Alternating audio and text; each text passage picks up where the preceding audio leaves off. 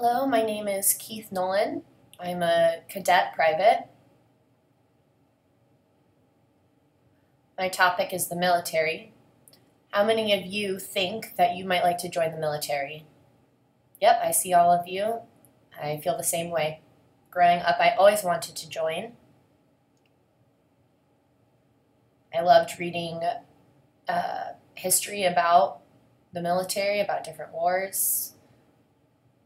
I was interested in World War II, but can I join the military? No, I cannot. Because I am deaf,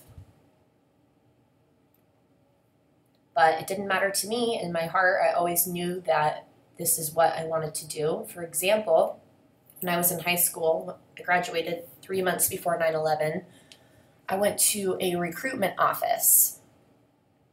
I walked in and a man was standing there. He was talking to me, but it became clear I just could not read his lips, and I said, "Sorry, I'm deaf." The man pulled out a piece of paper and he wrote down 3 words: bad ear, disqual. He didn't even have the courtesy to write disqualified. He didn't finish the word. He just wrote disqual. So I went to different recruitment offices, always with the same result: sorry, you're deaf, you cannot join the military. So I veered away from that plan and decided that I would teach deaf education. I went on that path for about 2 years when 3 things happened. I was teaching a history class, a high school history class, about the Civil War. The bell rang and I was sitting at my desk, and a student came up to me and expressed his interest in joining the military, in which I responded, "Sorry, you can't, you're deaf." And I realized up until now, I have always been told no, and so I just reiterated that to the student: no, you can't do it, and that really impacted me. Secondly, my friend moved to Israel. Did you know that in Israel, deaf people are allowed to join the military? Yep, it's true. You think, how is that possible? But it is. So I went to Israel last summer to interview deaf soldiers, ask them questions about their experience. Thirdly, here at CSUN, which is my alma mater, they set up an ROTC program. And for those who don't know, an ROTC program, what it does is while you're studying in college, you also take ROTC programs in the hopes that you will have an opportunity for a ready position in the military once you finish. So they opened up the program at CSUN, and I was a teacher at the time. I wasn't a student, but I sent them an email anyway. I told them that I'm a teacher of the deaf, and I am interested in joining the program. They sent me an email back, and for the first time, it wasn't, "No, sorry, you're deaf." They said, "That's interesting. I think maybe we can work something out with you." First time. So I continued on being a teacher.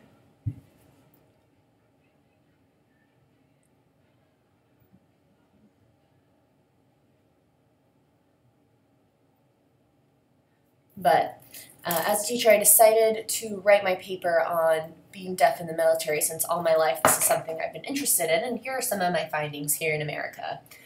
There have been deaf people in the military before. So there was a deaf soldier in one specific war, in the Independence War. And in the Civil War, deaf soldiers actually fought for the North and the South against each other. In World War II, there's a few examples. Many people served in World War II, so that's not surprising. So in my paper, I always talk about deaf soldiers in Israel as well. So they're not on the front lines, no, but they play supporting roles. So some of their jobs would entail technology, computers, the back lines, support all kinds of things. The list goes on. You might wonder how they are communicating since they're deaf. You know, it's a hearing world. But, you know, there's many ways. Gesture, pen and paper. There's a lot of opportunity for communication. So some of them do have interpreters that come with them every day to work with them, but you don't really need that. So excuse me, they don't have interpreters all the time, but that is one way around the communication barrier. So here I have two pictures. It's a deaf, the first is of a deaf woman in Israel who is a soldier. So disabilities in the U.S. military, we do have. First example is Captain Lunt. He is an amputee. His leg got blown off, but he is now welcomed back into the military because he has a prosthetic leg. Second example, what happened, there was a suicide bomber that blew up and it left the military man blind. So now he doesn't work in the front lines, but he works in the hospital. And the third is an example of a soldier who became deaf in one ear, and he actually set up a school for the deaf in Iraq. So I think that that's really amazing that there are disabled people in the military, and especially people who are welcome back. So my question is, if they can come back, why don't they accept civilians who are considered disabled?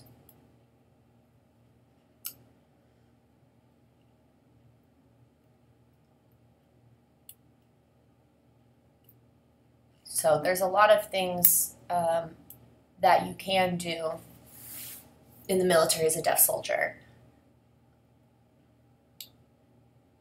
So a lot of deaf people have a lot of skills. If you have the skills, and 80% of jobs in the military are non-combatant jobs. So my question is, can we, the deaf in America, serve the military? And I say to that, yes, of course we can. I'm going to move on now and talk about the Army ROTC. So I started last fall. I joined, and I was explained that was the first time they had a deaf cadet. Never had happened before.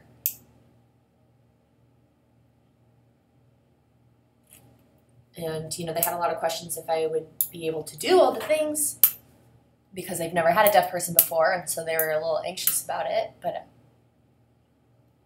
you know,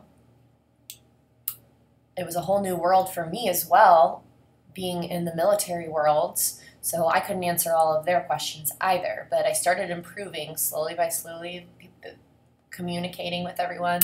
The first day, I did not have a uniform. And I asked, you know, am I going to have a uniform? And they said no. So for the first 3 months, I was practicing, no uniform, Monday through Friday, very, very long days. But they saw me there every day, showing up. So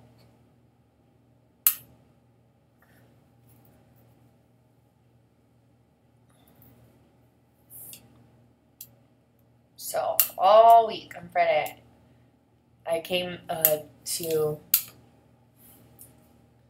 the morning practice, and I was told I was just going to watch and sit, that I wouldn't be allowed to actually participate in the activities, and I thought, fine. So I finally got to stand in the front line. I went up there, everybody was doing their morning lines, and I stood in the second row thinking I could watch from there. One of the officers who knew me quite well, who actually helped me get into the program, called me over and said, no, you're going to stand in the front line. You're going to learn like everybody else. So, I was really impressed by that. I was really appreciative that I was treated like a person, like an equal, and had the opportunity to learn the same as everybody else. So I kept up with the program, and eventually one day they came up to me and they said, hey, we're going to give you a uniform. So I was pretty excited. They said, you show up, you give 110%, you show dedication, we think you deserve to have a uniform as well. So I thought maybe I would just get one little uniform, but they didn't. They gave me the whole shebang, 2 full bags of military gear, shovel, sleeping bag, military uniform, everything.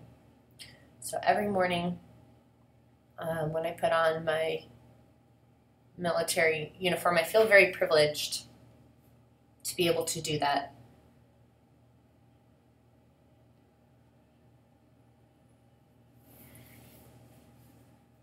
So there came a point in the program that there was a problem because they were afraid they had responsibility, or there was an interpreter, and they were afraid there might be some backlash against the interpreter because it was kind of a difficult training, and so they didn't let me do that part of the program. And then one day a big helicopter came, and so I put on all my gear, I was ready to go, and the officer had told me, no, you can't go up into the helicopter.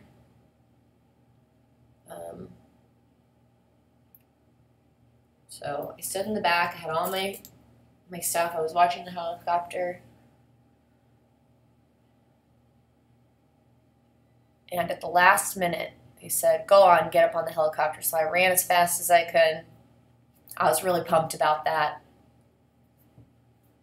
So just the support up until then, there was no real problems with communication at all.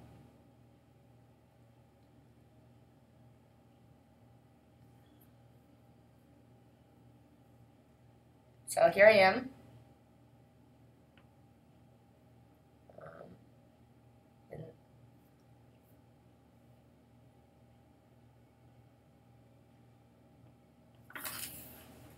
Jesus.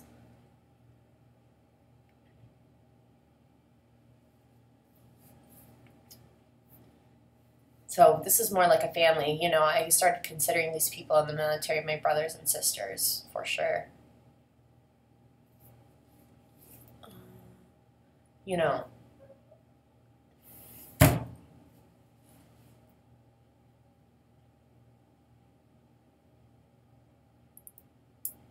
my God.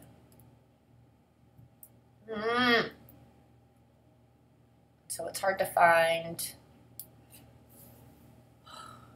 So right here, it's really hard to find an interpreter who's willing to get up this early. Sometimes we're getting up at 3 or 4 o'clock in the morning.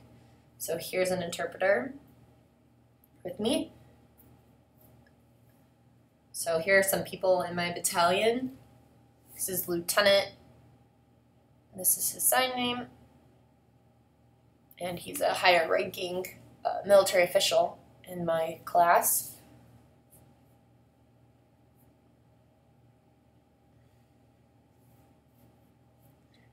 But he doesn't really care that I'm deaf. He sees my skills, and he sees me. He's a good guy. Oh my God. So here's the helicopter that I was talking about earlier. And my mentor, Senthil. He teaches many things. He's a great guy. And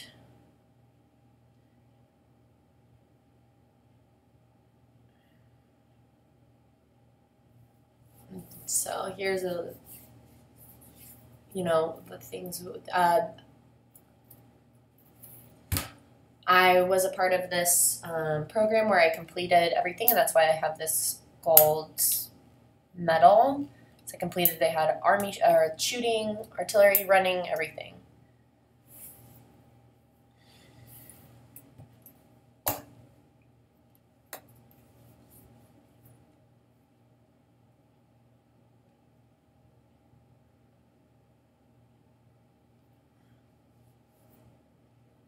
So this man is very, very sarcastic.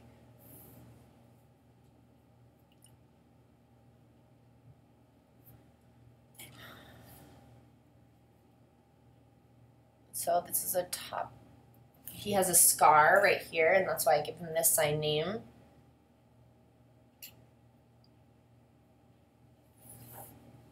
Oh, this man's a very, very top official. He works with President Obama.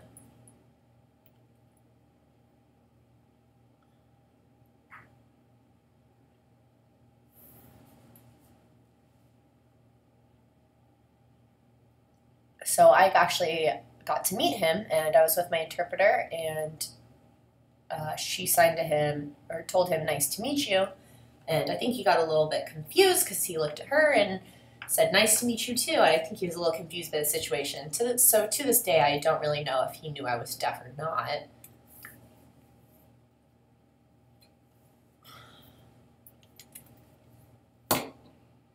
So ROTC has 4 different levels. I'm currently completing the first 2 levels. This fall and the next 2, what has to happen is you have to take a medical exam, and of course I would fail the hearing portion of that exam.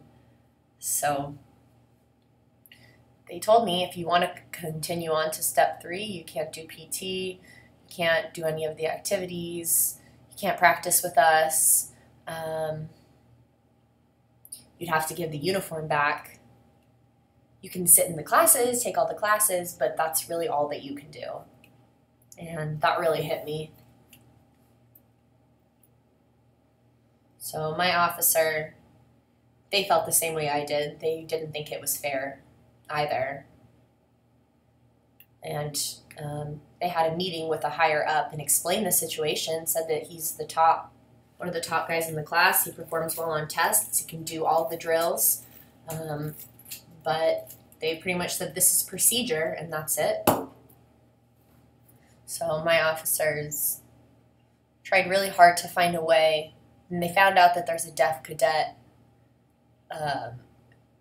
down in South Carolina, and he was having the same problem. For 4 years he was in the program, but it's the same predicament. He was going to fail the hearing test, so he was not fully allowed into the military. And all my commanding officers have been telling me, you know, this really needs to change. Like, please fight this. You know, so that's what I'm doing here. I'm starting to try to fight it. And they all supported me as well. So, you know, before, Black people were not allowed in the military. And that's crazy now to think about. Same with women, and that has changed. So I think it's our time now. Hoorah.